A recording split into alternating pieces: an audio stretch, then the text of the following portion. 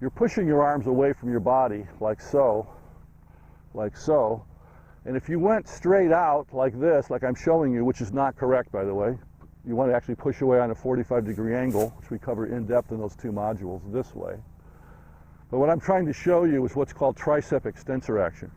If I push straight away and not on a 45, this 45 again is correct, straight away is incorrect, but if I did push straight away, both elbows would stay straight. My right elbow would never fold. But when you do an actual golf swing and push away properly on a 45-degree angle along with a pivot, the momentum from the pivot and the fact that you're pushing out on a 45-degree angle causes your right elbow to fold, even though you're never going to use your right bicep to bend the elbow. So I'll demonstrate that. So I'll demonstrate it straight over my head first to show you how my right arm doesn't fold with the dynamic push away, no folding. Then I'll go this way, you watch how it folds automatically. But I'm still pushing out. I'm still trying to push my right arm straight. It becomes bent because of the 45-degree angle. If I simply take my left hand off the grip quickly, watch what happens to my right arm angle. It instantly straightens. If I go to the top of my backswing and take my left arm off quickly, my right arm instantly straightens.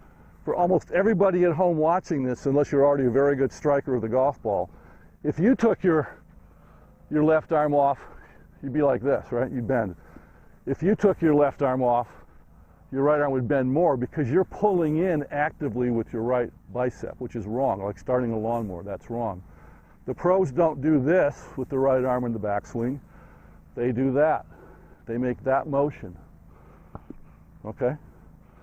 You know, another way you can think of this is once you've done a 4 to 8 inch push away with both arms on that 45-degree angle, then ideally, if you're flexible enough, the position of your right arm relative to your body does not change anymore during the backswing. It just folds straight up like so, right?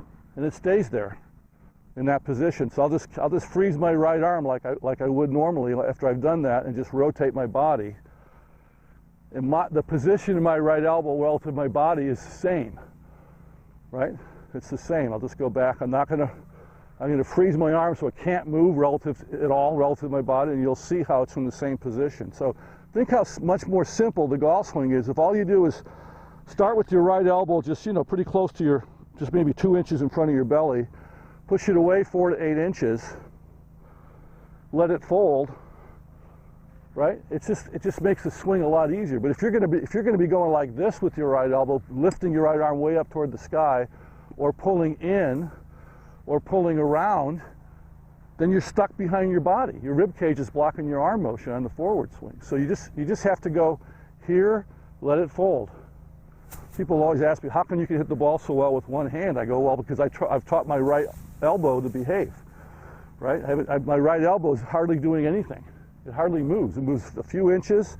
It stays there throughout the swing relative to my body. Now, of course, it's being moved in a circle this way because of my pivot. Right? It's obviously being moved because of my pivot, but you can see how it's not moving independently at all, right? So that's an important thing to understand about the function of the right arm and right elbow position in space on the backswing.